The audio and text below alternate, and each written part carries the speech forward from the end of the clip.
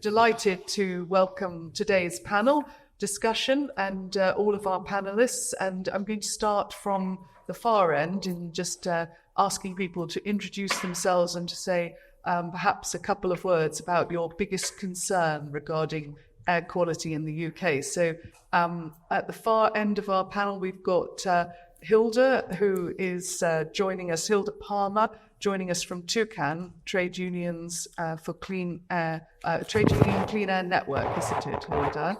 Thank you very much. Then we've got Dr. Rhys, who's already heard from the SAMHE project. We've got Councillor Eamon O'Brien from the Manchester Combined Authority. Professor Gary Fuller is Dr. Gary Fuller? Yeah. Thanks for the promotion earlier, but not quite there yet. Apologies. From Imperial College, should be Professor. And Andy Frechter from Yunex. Sorry, yeah. Frechter from Yunex Traffic. So a very expert panel here today. And Hilda, if I could start with you, and you could say just a couple of words about what you do at TUCAN and your biggest concern for UK air quality at the moment. I'm from the Greater Manchester Health Centre and the Hazards Campaign, and we've been working for 38 years on all aspects of occupational health, from asbestos to zoonoses, fire, ventilation and chemicals and all the rest of it. In 2018, we set up the Trade Union Clean Air Network to really focus on all the activity on air pollution, to make sure that it included work and workers, because workers are often exposed first, exposed most, thought of last, and we wanted more attention to go to the trying to make their health better. At least 50,000 workers die from exposure to chemicals and things at work, and millions are made ill, and there are really serious problems. But we also thought that the whole campaign around air pollution was very much focused on external air pollution, and we all know that becomes indoor air pollution, and is actually 2 to 5 times worse. And we wanted the focus to be on that, to look at how workers could do more to make the air pollution visible, monitoring and all the rest of it, and to use COSH, the Control of Substances Hazardous to Health, to actually improve air quality in their workplaces and to reduce the pollution that work activities have, which contribute to the air pollution for others. Thank you so much. Very succinct. Rhys, would you like to say, well, obviously we've heard quite a lot about the SAMHE project. Maybe I think Youth Lives is another project you've been working on, and just also your biggest concern at the moment for UK air quality. Yes, so you heard about SAMHE. My main work is in using citizen science methods in research and thinking about that theory, how we do it ethically and how we do it sustainably. And I guess that links to my biggest concern is, one, the fragmentation of initiatives. There's such brilliant work going on that we've been doing SAMHE for the last few years, and we're only just hearing about some of the great work that's happening. And that, I think, one of the benefits of a more unified approach, and that links to the sustainability of our work and making sure that, when we're working with young people, how do we make sure that these thoughts last in their minds or last for lifetimes in terms of the effects that we're having as well? So, yeah, fragmentation and kind of sustainability of our work as well. Thanks so much, Rhys. Councillor, very welcome today, Eamon, and from the Manchester Combined Authority. Please tell us a little bit about your priorities in Manchester and your biggest concerns for air quality. So in Greater Manchester, we have decided to work together on this issue, so across all 10 local authorities. Practically, it makes it a lot easier. It's a strength of Greater Manchester that we work collaboratively. It has at times, that strength has sort of proven to be also a weakness, and I'll maybe talk a little bit about that later. But our aspiration, and when I became the lead on clean air, was to try and bridge, I think, a gap that exists in the public discourse around this, in what the data and the experts sitting next to me are telling us, and what the public feel and think about these sorts of things. And really, that is the job of elected members, is to try and often bridge that gap on issues that are quite challenging like this. Because if there was a consensus on everything, I wouldn't exist, so that's great. But I do, and so do my colleagues. So I've described it as saying we want to try and do the right thing in the right way. We want to clean our air and get it so that it's safe for for children, for workers, for all citizens to enjoy. But we also want to do it in a way where people feel they are being supported to make transitions and changes in lots of different ways. And that might be the public transport that they have access to and we want them to use. It might be the taxi cab that they drive. It might be how they go about heating their home. And it might be about how they go about dropping off the kids to school, and everything in between. So our mission really is to do the right thing, clean the air. We know it's a killer. We know that people die, and we know that it affects our poorest more than anybody else. So we've got to do the right thing. We can't shirk this issue. And by the way, there's lots of politicians who will happily shirk this issue. Let me tell you that. That's true. But we've also got to do it in a way that brings people along with it. And this, I think, will be representative, actually, of a much wider debate about things like net zero and climate change, all these other issues that pose opportunities and threats, and inevitably will mean people changing what they've done for a very long time. So it's not always an easy task, and we don't always get it right. But my mission, at least, is to try and corral everybody in Greater Manchester together to do that right thing in the right way. My biggest worry is that that's not easy, but that's what we plan to do, and perhaps today will help, give us the information and develop our thinking, and yes, lobby people like me and my colleagues, members of Parliament, mayors, etc., to really take this issue seriously.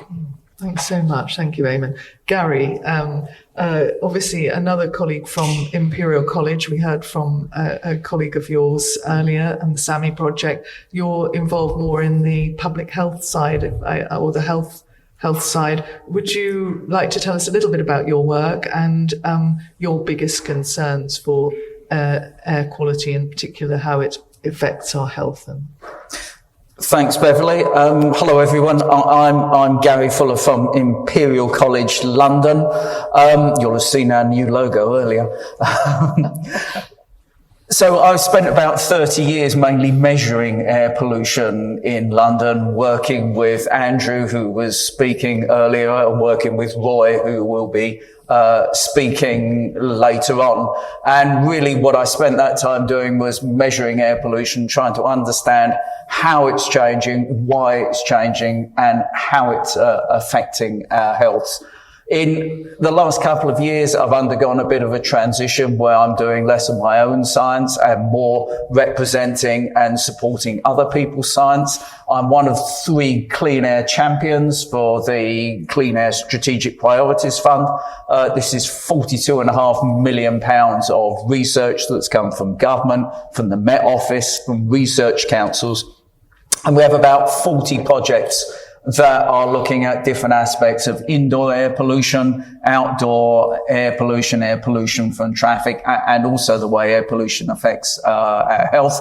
SAMHE, who you heard from earlier, isn't actually one of our projects, but I think we're claiming them as a spin-out from the Clean Air programme a year or so ago. In terms of my biggest concern, I suppose my biggest concerns relate around the pathway of evidence to action.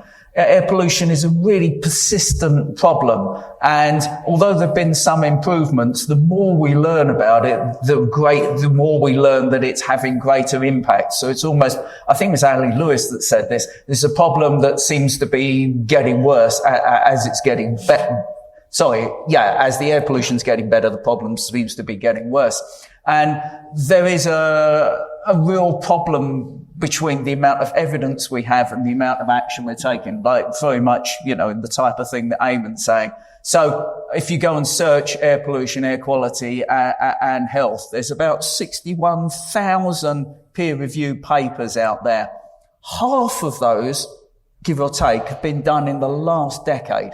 But yet many of the ways in which we're framing air pollution for the communication we have with the public, through the way in which we're managing it, is very much framed in the evidence of the 20th century rather than the 21st.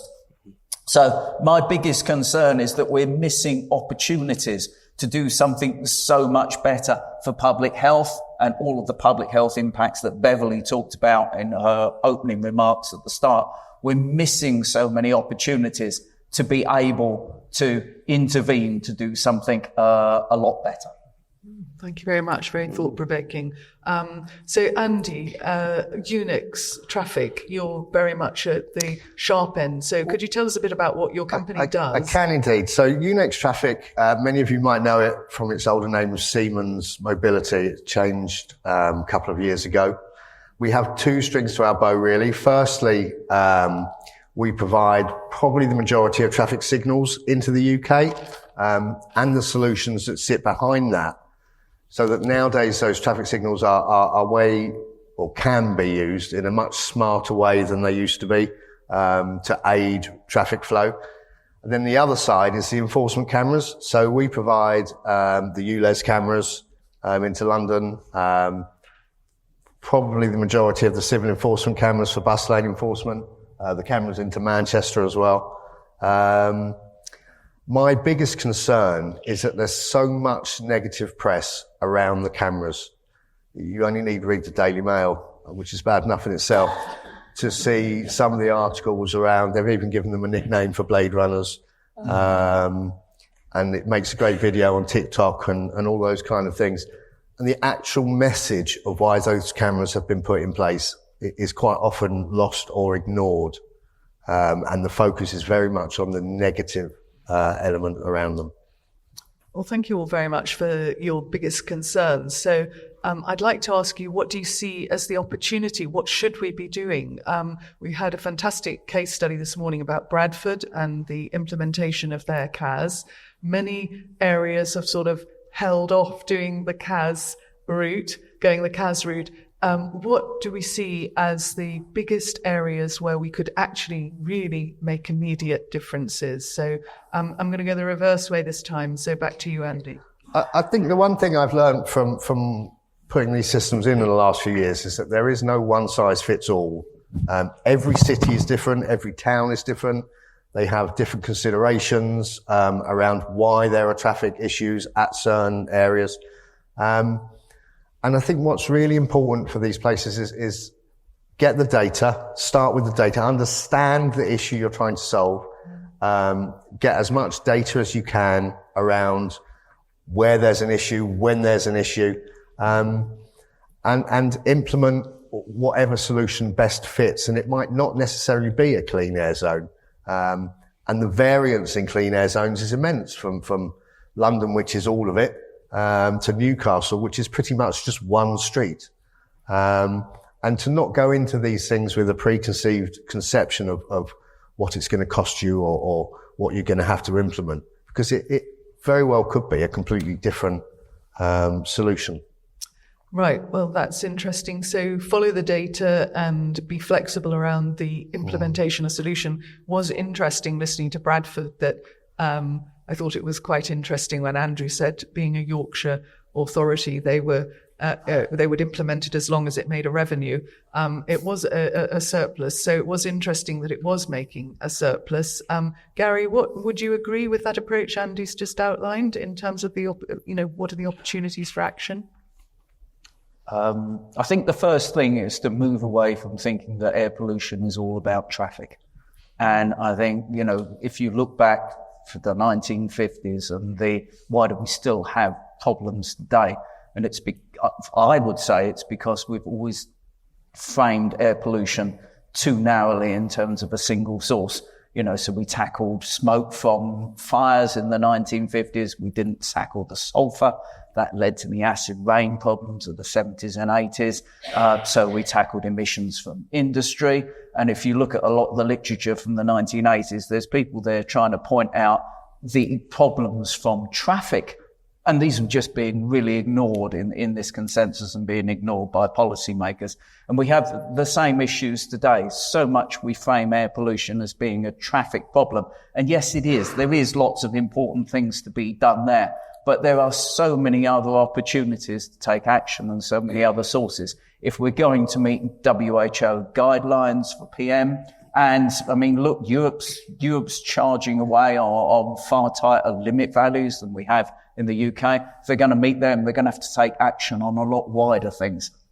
So the ways in which we're heating our homes, for starters, air pollution isn't just an urban issue. It isn't just a big city issue.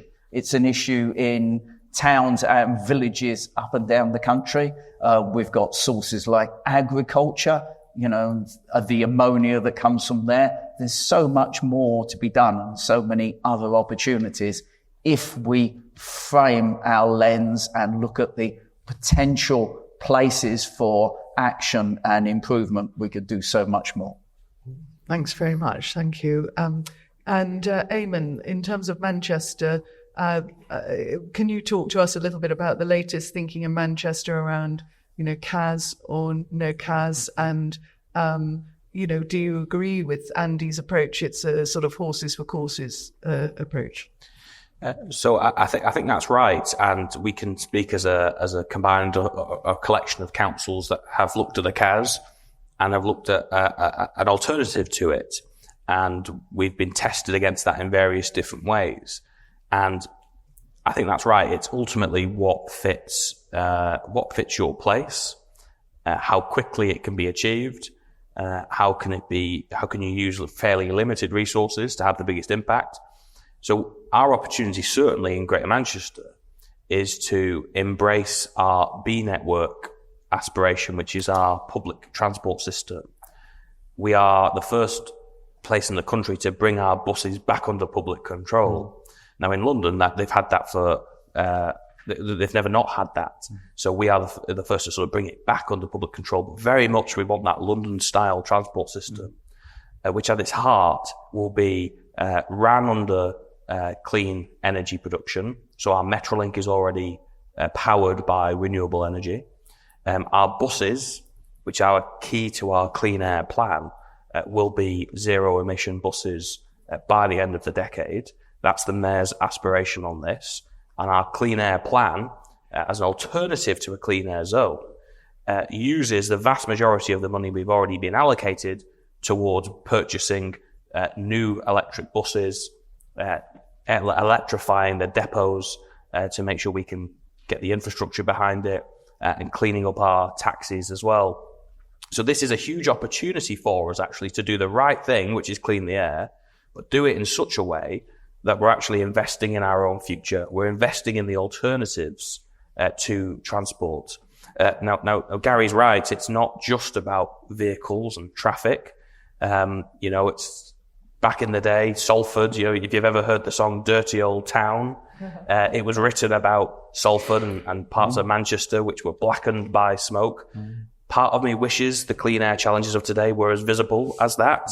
And I always tell people they're not visible in that way, but where they are visible is one in the data, but they're visible in actually the health outcomes of children, the amount of children going to A&E, the amount of children with asthma, the schools that we know get affected by this. So it is visible. It's just not visible in that traditional way. So there's an opportunity in all of this to try and, I think you're right, reimagine what it is when we talk about dirty air.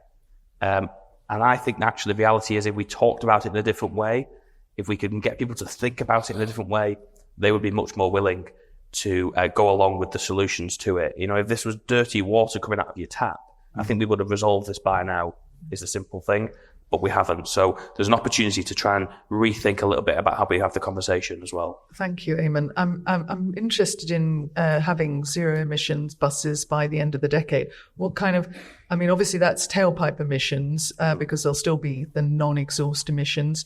What kind of investment is that going to take the combined authority? And is it across, I presume that's across all of the 10 local authorities? Yeah, that's right. So we've got 85 zero emission buses now. That's money that we've invested into bringing those buses back under public control. Our plan under the Clean Air Plan, which we haven't had accepted yet by the government, would add another 64, as well as on top of that, we're probably going to put in another 50 or 60 ourselves. Then by the end of 2025, another 170, and then by the end of 2027, another 250 there or thereabouts. That will get us the vast majority of the way by coming up to the end of the decade The question then is, can we get even more so we can complete that? Our plan, though, is with limited resource, you've got to make decisions. So our plan at the moment is to prioritise those zero-emission buses in areas where there is the highest concentration of dirty air. We can do that because we're taking the buses back under public control. If it was a private system, we would have no control over that. The game changer for us is that we actually can decide which buses go on which routes. And we can also start looking at some of the solutions around traffic flows and junction improvements, etc., where there's also issues to do with that. So that's the plan. We've got, the sort of aspiration to do it. We've got the early amounts of money for it. We want to try and get a bit more of that. But as I say, it's all about us trying to say, look, we can't always fix everything all at once, immediately. But this is an investment into the future. And the more we get people on buses, the easier the problem starts to become on other types of issues, like you say, the particulate issues and not just emission issues. But it's all about trying to make progress where we can. Thanks so much. Rhys, what do you see as the biggest opportunity given all of the work that you've been doing over the recent couple of years? I think there's lots of solutions out there. I think there's lots of opportunities out there. For me, it's how do we get people on board? And that's where communication, public ownership, getting people feeling invested in this, and what Eamon was saying about rethinking how we talk about air quality, rethinking where people find out about air quality, in our curriculum, how we are educating people about air quality so that it's not this thought of solutions take something away from me. Instead, it's something I want my country to be dealing with this. I want my schools to be dealing with this. Doesn't matter which party I'm electing my officials from, because I know that they care about my health too, because they're talking about air quality, and that's how we get sustainable action. We're not talking about the next 5 years, we're not talking about the next 10 years. We're talking about from now on, we are using those learnings, and people know that air quality is important, that this is something to engage with, and this is something that the people representing them should be talking about. So for me, it comes from how we talk about air quality, what messages we're sending, and the education we have around that as well. I think the education message is critical, as you've been talking earlier. I think the analogy that Eamon made about if it was dirty water, we'd all see straight away, but we can't see the emissions in the air. That connectivity between something that's emitting and the impact on health is not always obvious, but do you see the work that you're doing in schools helping to get that connectivity message over? Yeah, and I don't think it's also always the case it's invisible. We've got other things that are going on in the world where we can very physically see it, and yet still people are skeptical of it or fighting back against it. There are evidence-based ways of communicating to people, of getting people to see that this is a part of their life and having that ownership over it, and that's what we need to start to do. And that for me is where I really support citizen science method, because we're bridging that, okay, there's evidence here, but communicating that evidence and getting people to feel invested and a part of the gathering of that evidence, the dissemination of that evidence, of knowing why it's important in the first place. So yeah, in my work, that's what I've seen through SAMHE, but through other ways, and the way that people really engage when they feel they're a part of it and they feel like it's really relevant to them. Thank you. And Hilda, what do you see as the biggest opportunity? I think what we really have to do is to put in this whole picture is clean air at work. All public places are workplaces, and this is something that is not made very visible, and workers' health has been very much left out of this, both the effects on workers' health of air pollution, but also what workers can actually do in terms of organising in their workplaces to reduce that pollution. It's really, really important that we enforce health and safety at work, but make that work in terms of what workers are actually exposed to, that we make the links between external air and internal air pollution, climate change, resource depletion, and workers' health and public health, and infectious diseases. COVID has actually very clearly highlighted huge problems in workplaces where ventilation was absolutely appalling beforehand, and now has allowed an airborne aerosol transmitted infectious disease to spread absolutely everywhere and damage workers and public health to an absolutely incredible level, and carry on doing that. We have a real problem in that health and safety at work is not being enforced properly. The health and safety executive has actually gone completely AWOL and has just left this up to public health. It's not enforcing some of the really good laws we have. The control of substances hazardous to health regulations, which put a duty on employers to assess everything in a workplace that employees and the public might be exposed to, and if it's likely to harm their health, they are under a legal duty to follow the hierarchy of control and look at elimination. Can we get rid of the formaldehyde in the MDF in furniture, the flame retardants in the chairs and the foam, the plastic carpets, all those sort of things, which would reduce toxic use reduction at source, which is really important. If you can't eliminate it, to substitute it with something safer or to enclose it, and only as a last resort to put people in personal protective equipment, all those sort of things which could be done and should be being done. We need to make very, very clear the links between air pollution and workers' health, the link between poor ventilation and all the rest of it, which isn't actually being done at the moment. And we need to focus on inequality.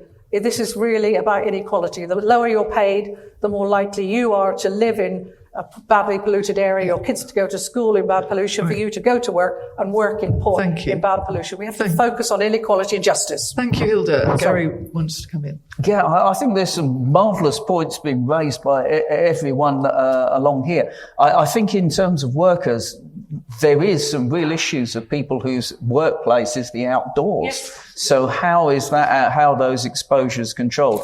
There is a huge cohort of people within the working population who are doing some job around driving, and their workplace is the cab following the vehicles in front. So there's many things that we need to dig into, sort out buried issues there that are much overlooked. One of the other things on workers, I think, is the great opportunity. There's so much with air pollution that by providing people with information, you think maybe the solution will be solved. But this, so many of us really don't have the agency. No one living in Manchester as an individual has the agency to set up a good public transport system. But by building and putting pressure on their politicians, they do. But in the workplace, people have different agency. So there are so many people who are, let's say, involved in procurement, who are ordering things or designing or managing the use of buildings. And they have the opportunity to make different choices in that, and they have agency through their work. So I think there's a lot that we're really missing in terms of opportunity. On your points here about positive vision, what we're often hearing is things to do with air pollution being framed as, I think you said, as restrictions on people's lives, just taking your point a little bit further. And we're not hearing so much about, let's say, the alleviation of kids who suffer from asthma because of their journey to school and how their lives might be improved. Or even going further, some of the things that are going on here in Greater Manchester is a debate really about what the urban area should actually look like in the future. How should it be run from a transport perspective? What should our schools look like? Where should they be? What environment should they be in? And air pollution has to be placed within this concept of an urban realm.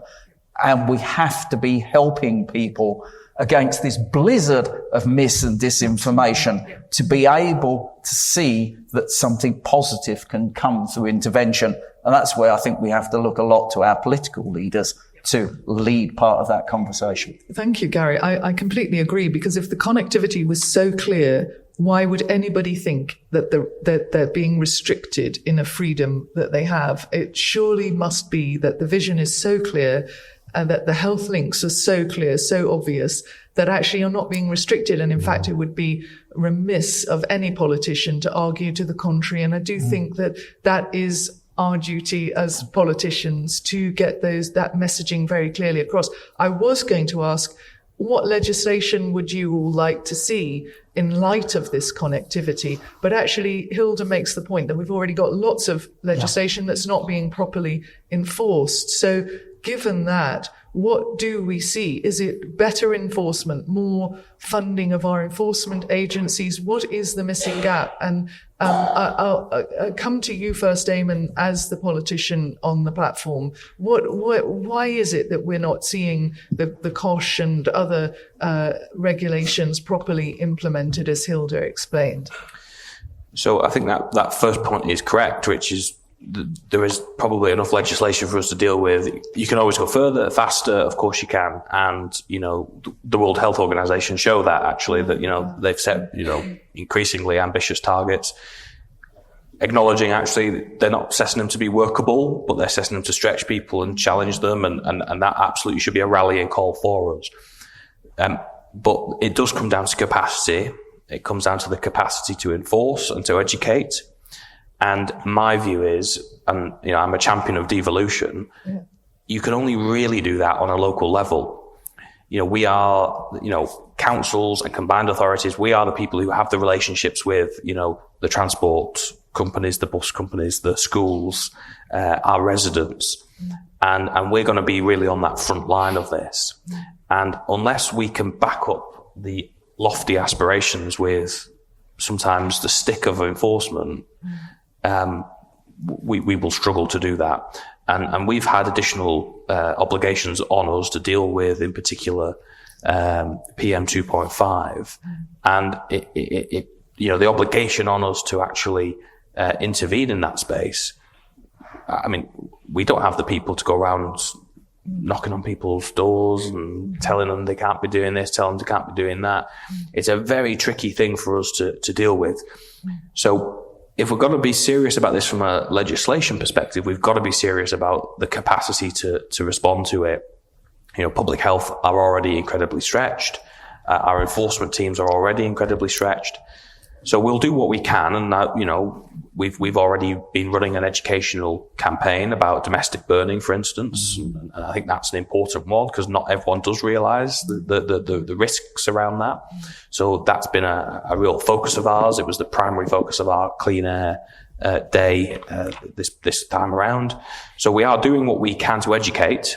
I think there's a massive area around enforcement, which can only be dealt with by extra capacity, which means more money, which means probably at the moment a national decision to fund this, and that's not forthcoming. And Gary wanted to come back in. Does it really need to be a question of enforcement and legislation, or does it really need to be a question of designing something that is intrinsically less harmful?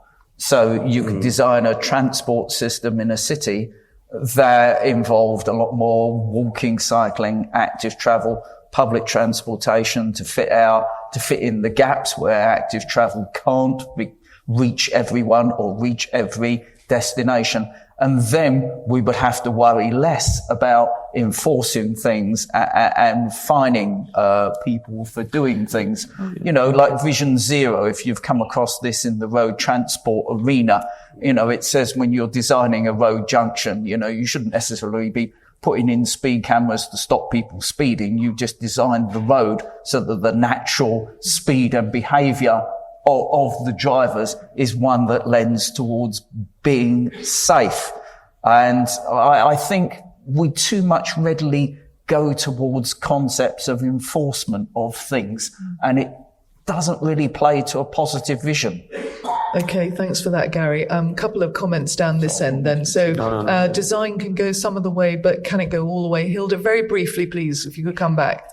Yes, just very briefly. I agree with Gary, but I think enforcement is actually really important. In Tooting, some of our colleagues have measured PM 2.5s in markets there where people are cooking food, and there are levels of 2,000 micrograms per cubic metre. And the answer is, it's all right, it's fine, it's all within limits. So we do need to have better enforcement and tighter limits to get those sort of things altered, or people will just say, following guidelines, it's all okay.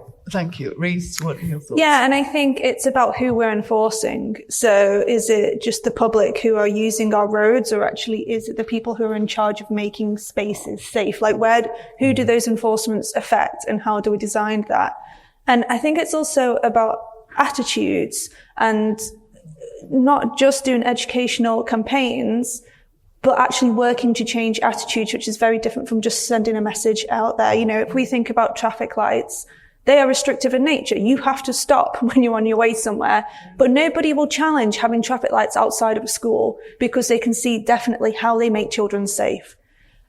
The problem, I think, with air quality is it's overwhelming. If we don't have the correct messages around actions that can be taken to keep yourself safe, well, air's everywhere, wherever you are. If we start making that a danger point, people are lost in how overwhelming that is. So education, but alongside attitudinal change, I think needs to be within that. And then I think we start looking at enforcing if we need it or if we can do it by design, because I don't feel our public has had the opportunity so far to really make informed choices about their reaction to some of these solutions being put into place. If I could just, because Gary is absolutely right. The answer to this is not retrofitting solutions all the time. There's a lot we'll have to do inevitably. And part of that is the challenge of what you do in the here and now. But as well as being the lead on clean air, I also chair our transport committee. Yeah. And, I don't know why I put myself up for these things, but absolutely. But what we are trying to design now are the transport solutions for the future. So absolutely, when we look at the next 20 years of development in Greater Manchester, we are looking at how you make active travel at the heart of it, not 4-lane highways going everywhere, with no cycling and walking provision, with no bus routes allocated, with no, tram stop extensions, etc. So we are trying to build in from the start as much of that as we can, because absolutely right, prevention is better than cure. But it's interesting that when you try and change behaviours, people, there is a natural reaction that people, really object to it. And, I could give lots of examples I won't do now where, very reasonable people get, very upset about something that's changing.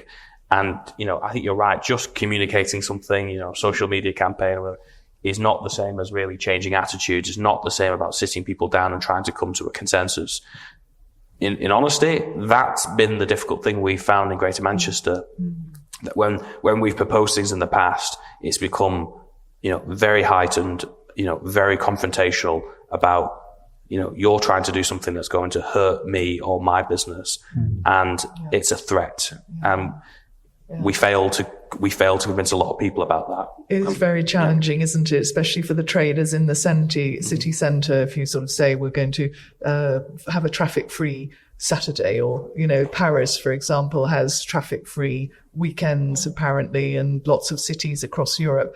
And actually, trade does survive, but to get that message over is really challenging. I think there's a lot of evidence in where they've looked at retail streets and things like that have been made traffic free, and they find that it increases footfall and increases trade. So I think a lot of the objective evidence in this arena actually points in the opposite direction. I think it does, but it's really hard as a local councillor to sell it all the same. And when you're feeling that ire as a councillor, it's quite challenging, I would say. Andy, I'd like just a few quick words, actually. We've only got another 3 minutes. So just a quick word on what's the biggest priority in your minds? I agree it's about attitudes. When I go out on a site survey for new cameras, I will get challenged at pretty much every other site, sometimes quite aggressively, because they've forgotten what the point of we're trying to do is. So for me, it starts with attitude, and as I say, that's the media as well. They do love a story about a speed camera or something, and I really think we need to get people to. We all know that air quality is poor and that cars and smoke fires add to it, but we just seem to forget it. So we have to target attitude, I think, before we target anything else. So that's your biggest priority? It is. Okay. And Gary, biggest priority? Is not to have one priority, but to view this in a holistic sense. And I think there's a lot of people within government and others that want to view things in a siloed way. But if we think about getting our air pollution right, so for instance, The choice is petrol or diesel vehicles versus electric. But if we can have active travel, then we can combat air pollution, we can combat climate, we can combat urban noise that affects the lives of so many. And the benefits of exercise, for instance, are huge. There was that paper, 39% decrease in mortality from the people in Biobank that did, I think, between about 4,500 and 9,000 steps a day. That's bigger effect than curing cancer. So there are just, if we look at this holistically, there are so many optimal solutions. Completely agree. I'm taking holistic sort of overview as your one big solution. But also, I do agree, active travel and being active is the miracle pill, is it not? So, Eamon, yours. Yeah, very much in that space. My priority is to make sure we deliver to the fullest extent the potential of the B network. It's not just buses. I'm talked about buses today, but there's a lot in there about cycling. There's a lot in there about walking. There's a lot about connecting that all up together. There's our Metrolink system, which is, as I say, run on sustainable energy. If we can deliver that, there are lots of other things we will have to do, inevitably. But if we can deliver the full potential of the B network, it will improve lives, it will boost the economy, it will make people healthier, it will make people happier, and we will have a better city region as a result of it. It won't happen overnight, and it requires a great deal of energy and investment from councils, from the combined authority and national government. So far, we've made some really good progress on it. We're leading the way on bringing the buses back under public control. I think if we can keep moving in that space, keep the momentum going, yes, there'll be points of challenge, but we will be able to show people that the change can be good and it can be better. We can weave into that what I think is the overwhelming evidence that we can't sit around and do nothing simply because people are fearful of change. Yeah, absolutely. My priority is how we engage with people and the depth to which we engage, understanding their ire, understanding where that comes from, so we can continually improve the message we're putting across, and also who we're speaking to. In my work in citizen science, we've shown the amount of people engaging with science and who they are. And like you said, it's the most vulnerable people in our country are the people who aren't hearing these messages, who aren't getting this information. We have to do the legwork. We have to go to our community centres. We have to go into our shopping centres, into our mosques. We have to do that legwork to make sure that message is appropriate, relevant, and where it needs to be. And so far, I've seen a one-size-fits-all when it comes to messaging. Thank you. Hilda. Support workers to improve the air quality, clean the air in their own workplaces and in their own communities, and make all the links between that and health and climate change and justice and equality across the board. Well, thank you all very much. That was a tremendous discussion.